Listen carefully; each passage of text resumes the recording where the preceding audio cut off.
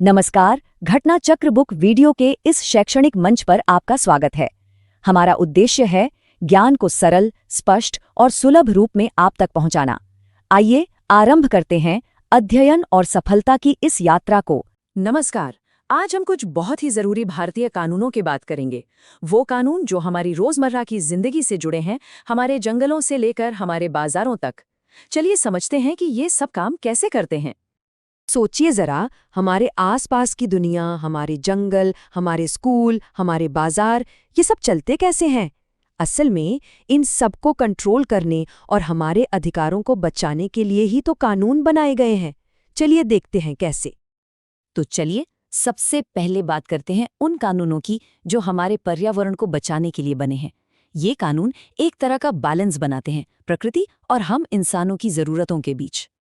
यहाँ दो बहुत ही खास कानून हैं। देखिए, 1980 में आया वन संरक्षण अधिनियम। इसने हमारे जंगलों की जो अंधाधुंध कटाई हो रही थी, उसे रोकने में एक बहुत बड़ा रोल निभाया। और फिर 2001 में पौधों की वैरायटी और किसानों के हक को बचाने के लिए एक और कानून पास हुआ।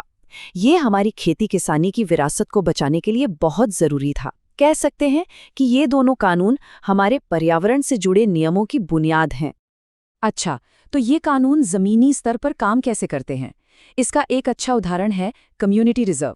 ये एक ऐसा इलाका होता है जिसे सरकार वहां रहने वाले लोगों की मदद से जंगली जानवरों और उनके घरों को बचाने के लिए तय करती है। लेकिन इसका वहां के लोगों की जिंदगी पर क्या असर पड़ता है? देखिए, यहाँ बैलेंस बनाना सबसे जरूरी है। एक तरफ जानवरों को बचाने के लिए शिकार पर तो पूरी तरह से पाबंदी है, लेकिन कानून ये भी समझता है कि वहां रहने वाले लोग अपनी रोजमर्रा की जरूरतों के लिए जंगल पर ही निर्भर हैं। इसीलिए उन्हें जंगल से फल, जड़ी बूटियां जैसी चीजें इकट्ठा करने की इजाजत है। हाँ, पारंपरिक खेती पर रोक है ताकि उस इलाके का जो नेचुरल माहौल है वो बना रहे। अब आगे बढ़ते हैं और बात करते हैं जिंदगी की दो सबसे बुनियादी जरूरतों से जुड़े कानूनों की, यानी शिक्षा और भोजन। ये वो कानून हैं जो पक्का करते हैं कि ये मौलिक अधिकार हर किसी तक पहुंचे।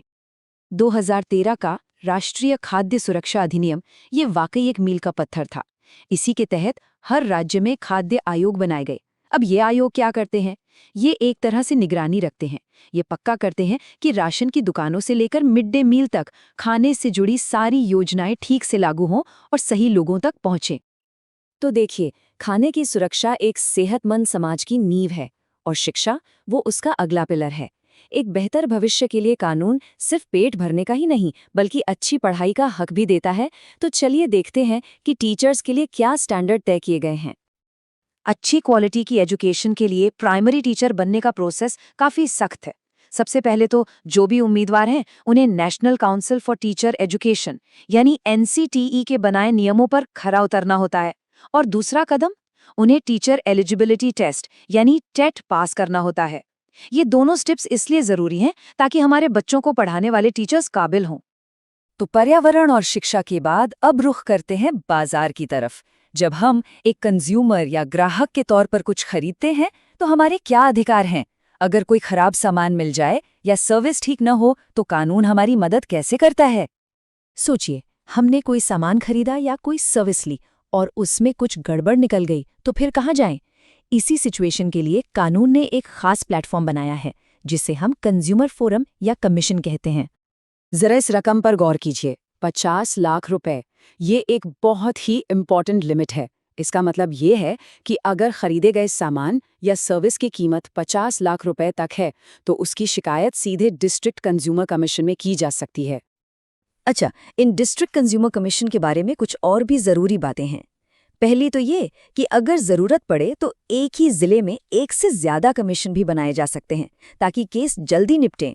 दूसरी बात, जेंडर इक्वालिटी के लिए कमीशन में कम से कम एक महिला सदस्य या प्रेसिडेंट का होना ज़रूरी है। और जैसा कि हमने अभी देखा, ये 50 लाख रुपए तक के मामलों को देखते हैं। तो हमने देखा कि कैसे अलग अलग कानून हमारी जिंदगी के हर हिस्से से जुड़े हुए हैं। हमारे जंगलों से लेकर हमारे खाने तक, हमारी पढ़ाई से लेकर बाजार में हमारे अधिकारों तक। ये सारे कानून मिलकर हमारे हक और हमारी जिम्मेदारियों का एक मजबूत ढांचा बनाते हैं। और आखिर में ये एक सवाल है जिस पर हम सबको सोचना चाहिए। कानून हमें अधिकार तो दे देता है, पर उन अधिकारों की असली ताकत तो तभी है जब हम उन्हें जानें, समझें और ज़रूरत पड़ने पर उनका इस्तेमाल भी करें। तो सवाल यही उठता है कि क्या हम सब इसके लिए तैयार हैं?